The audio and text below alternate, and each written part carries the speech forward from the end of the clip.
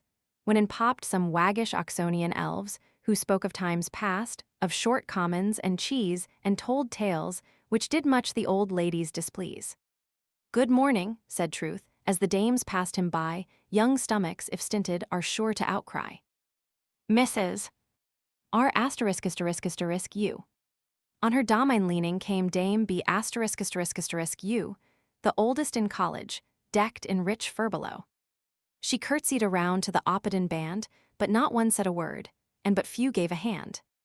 Truth whispered the Muse, who, as sly, shook her head, saying, Where little's told, 'tis soon mended, it said.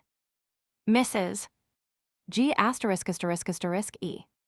When S *********E appeared, what a shout rent the air.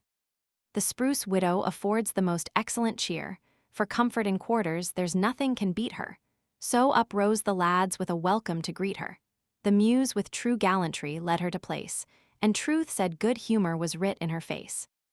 Mrs. D ******N. With a face once divine, and a figure still smart, and a grace that defies even time's fatal dart, Dame D ******* and advanced, made her curtsy, and smiled. Truth welcomed the fair, the grave, witty, and wild all gave their votes, and some said they knew that her numbers by no measure equaled her due.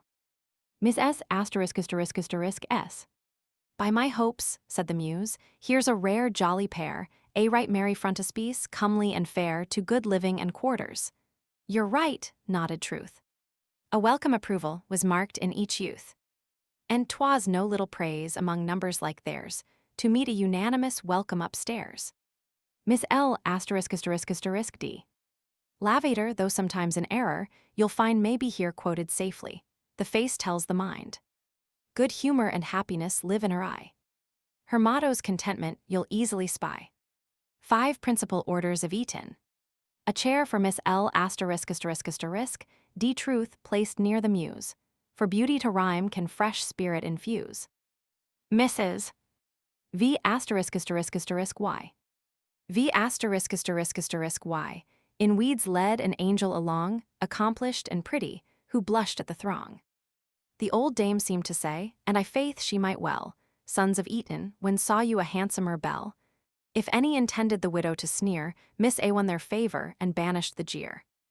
3 sisters, famed for various parts, one clerks, and one makes savory tarts, while t'other, bless her dinner face, cuts up the viands with a grace, advanced, and met a cheerful greeting from all who glorify good eating. Mrs. W. H ****R. With a smile, ella confident, came Mrs. H, whose domine writing to Eton sons teach, in college, the handiest man you can find for improvements of all sorts, both building and mind. He seemed on good terms with himself, but the muse said, the dame claimed a welcome which none could refuse. Dame a ****S. Dame a ****S, respected by all, made her way through the throng that assembled at Eton that day. Old Chronos had wrinkled her forehead, 'tis true, yet her countenance beamed in a rich, mellow hue of good humor and worth. 'Twas a pleasure to mark how the dame was applauded by each Eton spark. Miss B ***K. Long and loud were the plaudits the lady to cheer, whom the doctor had treated somewhat cavalier.